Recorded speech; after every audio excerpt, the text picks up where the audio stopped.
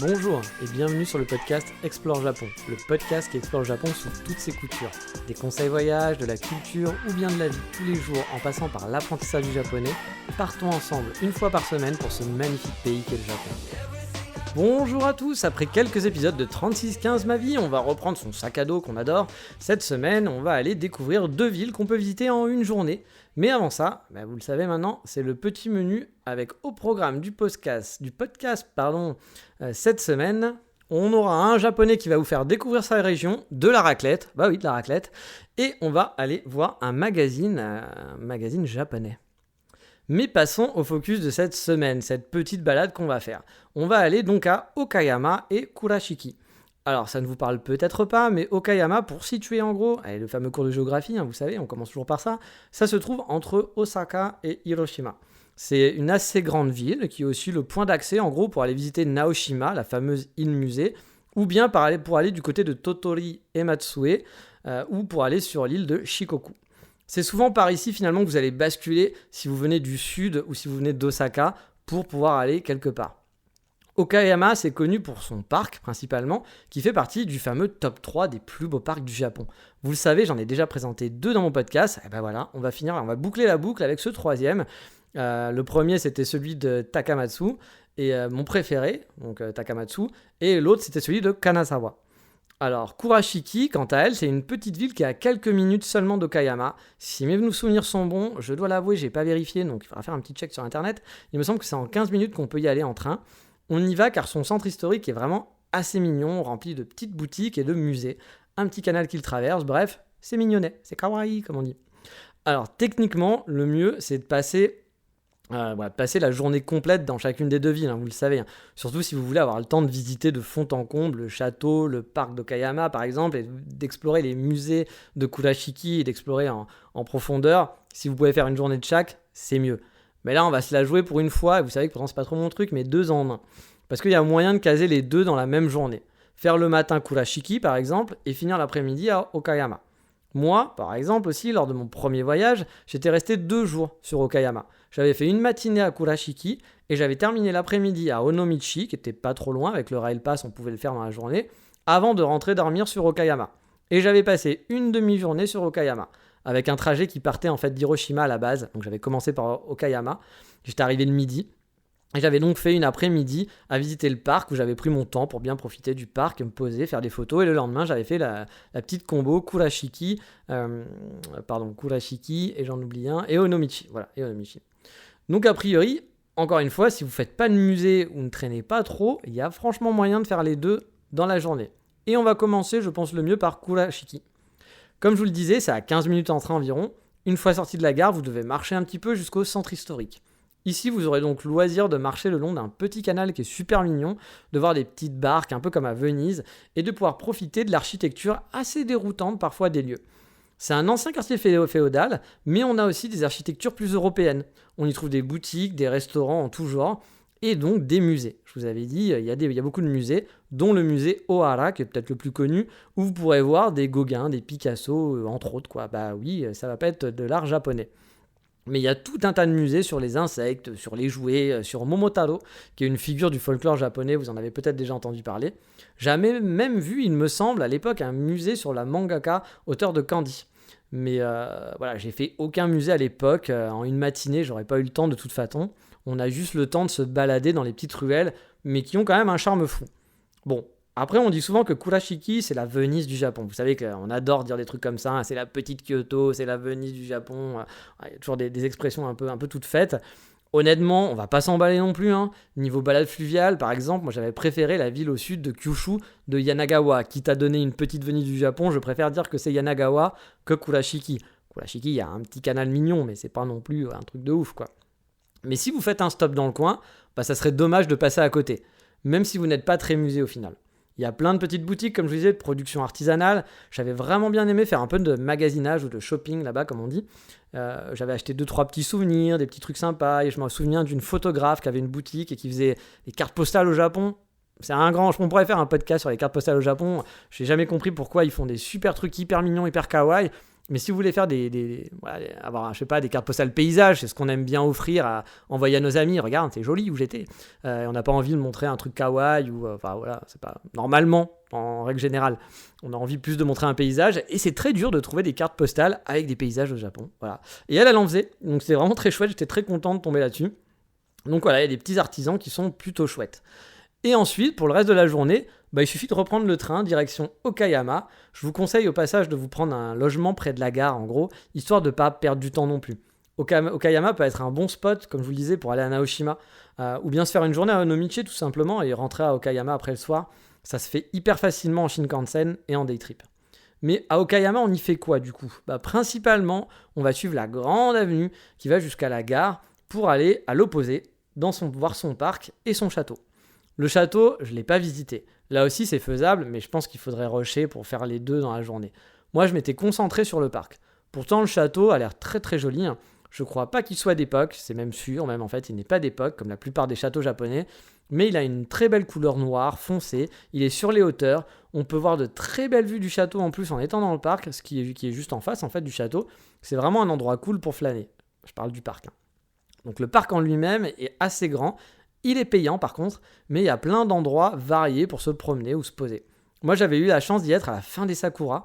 Du coup il y avait toutes les pétales qui tombaient, il y avait énormément de sakuras dans le parc. Ça tombait par milliers, on avait l'impression qu'il pleuvait des sakuras. J'avais fait de magnifiques photos à l'époque, c'est dommage que mon niveau de photographie était moins bon. Donc les photos, je pourrais peut-être faire des choses un peu mieux maintenant, j'aurais pu faire des choses un peu mieux maintenant. Mais je m'étais fait un kiff de ouf à faire ces photos-là. Au départ, je dois vous avouer, quand je suis rentré dans le parc et que j'ai payé, j'étais pas emballé quoi. J'avais déjà dû faire pas mal de parcs et tout. J'étais là, ça me fait chier de payer. Puis j'avais commencé à balader. En me disant, oui, c'est un parc, il n'y a rien d'extraordinaire. Mais finalement, j'avais trouvé un terrain de jeu parfait pour faire des photos. Il y avait les Japonais qui étaient en kimono, il y avait les sakuras qui pleuvaient, les enfants qui jouaient, les vieilles personnes qui rigolaient en regardant les sakuras qui tombaient sur leur tête. C'était vraiment magnifique, un terrain de jeu idéal. J'ai passé tout un après-midi finalement sur place. J'ai adoré. J'avais même fait une sieste pour vous dire sous un petit préau où on devait enlever ses chaussures et il y avait un petit filet d'eau qui passait sous ce petit préau qui passait au milieu. C'était hyper agréable, c'était paisible. Le Japon qu'on aime quoi, vraiment le Japon qu'on aime. Mais j'ai oublié de vous dire le nom, c'est vrai, du parc, c'est le Korakuen. Il est spacieux, il y a des lacs, des maisons de thé, il y a plein de sakuras. C'est vraiment un petit parc vraiment sympa pour flâner. C'est pas mon préféré non plus, comme je vous l'ai dit, des trois fameux beaux parcs du Japon, mais j'avais apprécié mon passage sur place. Tout autour du parc, il y a des douves et de l'eau. On peut faire on peut faire du pédalo cygne. C'est un super spot, je pense, même si j'avais pas pris le temps de le faire. Ça a l'air d'être vachement chouette de pouvoir faire du pédalo cygne tout le long des douves. Et vous savez, passion pédalo cygne. En plus, le jour où j'y étais, il y avait un hanami au bord du parc avec une grosse fête. Les hanami, vous savez, c'est les fameuses fêtes pour célébrer les sakuras dehors. Et donc, l'ambiance était idéale pour visiter le coin. Franchement, j'ai eu de la chance, je suis tombé au bon moment. Le château est de l'autre côté. Alors, il y a peut-être des bruits un petit peu bizarres, mais vous inquiétez pas, il n'y a pas un alien dans mon podcast. C'est des petits cochons d'Inde qui sont à côté de moi et qui, de temps en temps, là, sont en train de grignoter et faire des petits bruits bizarres. Mais ils sont mignons. Voilà, donc c'est le principal. Donc le château est de l'autre côté des douves. Il est vraiment majestueux, vraiment, quand on le voit au loin, il a de la gueule. C'est franchement un des plus beaux que j'ai vus. Il est tout noir, comme je vous le disais, on l'appelle le château du Corbeau. Je n'ai hélas pas eu l'occasion de visiter l'intérieur, mais de l'extérieur, il a de la gueule en tout cas, vraiment. Bon, vous aurez peu de chance de faire plus en une journée, mais ça vous permettra de vous faire une première idée d'Okayama, une ville qu'on délaisse souvent finalement dans le parcours, alors que ça peut être un bon pied-à-terre, je pense, pour quelques jours et enchaîner des visites, comme je vous le disais, tout autour. Mais voilà, pour la petite visite du jour, c'est terminé. Il est grand temps de passer au compte Instagram du moment. Vous le savez maintenant.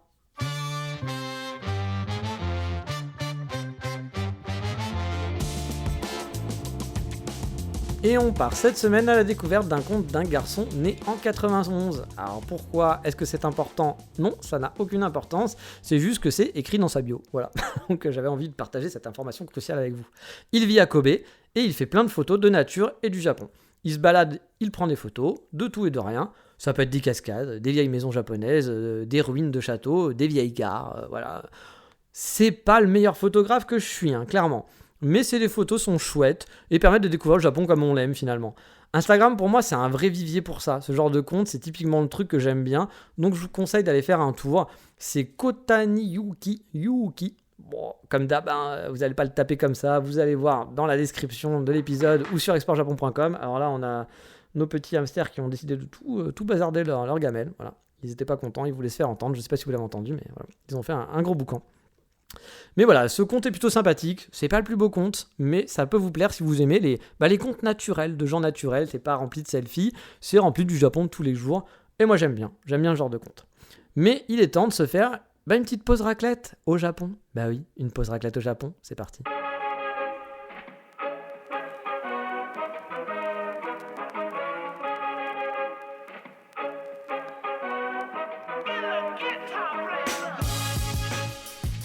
Car oui, cette semaine, on va mélanger pain perdu, raclette et café. Ah bah ouais, c'est un sacré mélange, mais c'est ce qui se passe dans un tout petit café sur Kyoto qui répond au doux nom même de Murmure. Donc murmure, voilà, à la française. À la base, c'est un café avec du café qui va être correct, on va dire, mais c'est pas mon meilleur coffee shop de la ville, clairement. Et qui propose par contre de très très bons desserts. Ça, par contre, c'était un de mes préférés. J'adorais, mais vraiment, je me roulais par terre pour leur pain perdu avec une petite boule de glace et du chocolat. C'était une véritable tuerie. J'y allais de temps en temps, hélas, parce que ils n'étaient pas ouverts le dimanche et moi, c'était le jour qui allait m'arranger le plus souvent pour pouvoir y aller. Donc, quand j'étais à l'école, donc j'ai pas pu y aller tant que ça. Ils sont entre la gare et le centre de Kyoto, donc pas très loin des fameux brasseurs de Kyoto Beer Lab dont je vous ai déjà parlé il y a peu dans cette même rubrique. Ils sont dans la même rue en fait, qui est très charmante, qui est coupée en deux par un petit filet d'eau. Une de mes balades préférées au passage sur Kyoto. Vraiment, c'est vraiment chouette, facile d'accès parce que c'est entre la gare et le centre. Si vous arrivez de la gare de Kyoto, la gare principale, la gare JR, ne prenez pas la grande avenue pour aller jusque dans le centre. Déviez un petit peu et prenez cette petite rue, ça sera 10 000 fois plus sympa. Ou pour revenir, au moins pour revenir, prenez cette rue-là. Le café, en tout cas, il est assez moderne, tout en bois. Il a une grande baie vitrée qui donne sur la rue, donc cette toute petite rue. Donc vous pouvez voir la petite rivière qui coule juste à côté. C'est très calme, du coup, c'est super agréable. Surtout que par beau jour, ils ouvrent la baie vitrée, donc du coup, on peut encore plus profiter. Il y a moins de 10 places assises, donc c'est vraiment pas très grand. Mais leurs desserts sont tellement délicieux. Moi, j'ai adoré leur pain perdu. Et vous vous dites, le mec, il nous a parlé de raclette, donc quel est le rapport avec tout ça ? Et bien en fait, ils avaient aussi des toasts avec du fromage à raclette, et du vrai fromage à raclette. C'était ça qui était cool, c'était une vraie dinguerie. Bon, pour un gros mangeur de raclette, c'est sûr que d'avoir un toast avec une tranche de fromage, ça reste léger, je vais pas vous le cacher. Mais juste l'odeur, c'était génial. J'adorais ce café pour ça. Mais c'était toujours hyper compliqué pour moi de choisir entre le pain perdu sucré ou le toast à la raclette. Économie oblige, je pouvais pas non plus me lâcher et faire un gros repas. Donc je choisissais et j'avoue que j'ai souvent pris le pain perdu sucré. Mais mon ami qui était venu d'Écosse était tombé vraiment sous le charme de ce toast à la raclette, c'est pour vous dire. Le café, en termes de café, comme je vous l'ai dit, c'est pas le meilleur, il est dans l'ambiance japonaise un peu old school, donc un café très noir, alors que moi je préfère les roasters qui sont light pour ma part. Le staff est très sympathique par contre, très familial. Murmure, c'est une bonne adresse, mignonne et gourmande sur Kyoto que je vous recommande. Et je suis cool, je suis quelqu'un de cool, je vous ai mis les photos qui vont vous donner l'eau à la bouche sur la page de l'émission. Mais il est temps de passer au coup de cœur du moment, qui sera encore une fois, on est comme ça, orienté Japon. Voilà, on se prive de rien sur ce podcast.